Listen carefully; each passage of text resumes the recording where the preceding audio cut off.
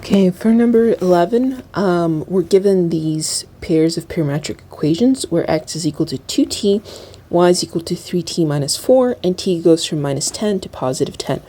So for item A, they ask us to make a brief tables of values for t, x, and y. And this here is the table. So I took values of t from minus 10 to positive 10, and then I plugged them in the equation of x, which gives us this row here, and then plugged it into the equation for y, which gives us this row. So once we've made this table, now they want us to plot the pairs x, y in the table, complete the parametric curve, and then indicate the direction of the positive orientation. So for this one, we're going to have to plot it in, like so.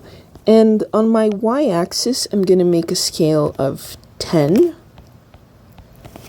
So minus 10, minus 20, minus 30, minus 40. And on my x-axis, I'm going to make a scale of 5. So I'm going to make here, that's 5, 10, 15, 20, and then minus 5, minus 10, minus 15, and minus 20.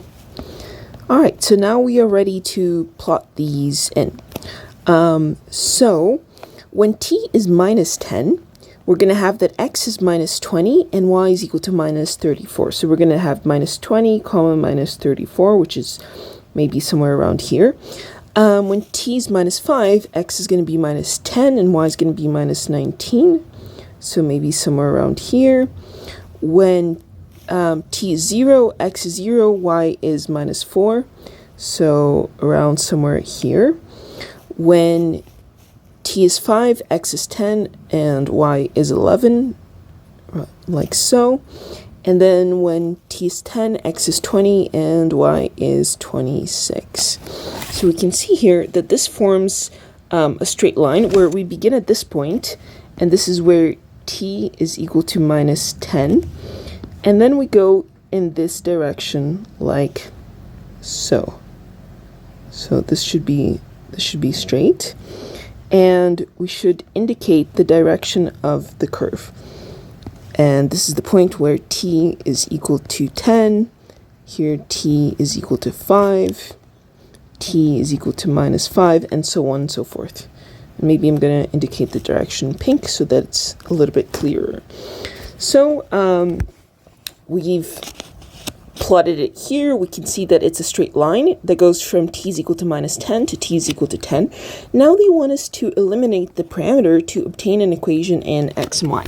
So the way that we're going to do this is you can see that x has t as an input, right? And y also has t as an input. So we're going to express t in terms of x, because if we do so, we can then plug it in here, that value, and just get y in terms of x, because we want to describe this curve here as f of x, right? This is x and that's y. So this is what we're going to do. If x is equal to 2t, it therefore means that x over 2 is equal to t. So once we have an expression of t in terms of x, we're now going to plug this into our y equation. So remember that y is equal to 3t minus 4. So we just plug in the value of t, which therefore means that y is equal to 3 times x over 2 minus 4. So this over here is our... Maybe let me highlight this a little bit better. So this over here is our equation in x and y, right? We've been able to express this as a, where x, we can think of expressing y in terms of x. And lastly, and we're not done here, because we can see that the parameter had a limitation to it, right? It went from minus 10 to 10. So now the input of this curve is x. We can't just leave it here, because if we left it there, it would be like saying that this curve goes on infinitely, and it does not. It has restrictions. So from our table, we can see that x goes from negative 20, so over here, negative 20, that's the beginning of the interval, to positive 20.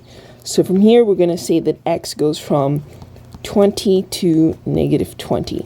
So yeah, that's the parametric equation. And I'm just going to erase this just so that I leave only the pertinent information. So that's it for item C. And lastly, for item D, describe the curve. So we could just say this is just a straight line, right? It's a linear equation that goes at a line segment that connects the point minus 20, minus 34 to the point 20, 26. So it's a line segment connecting these 2 points.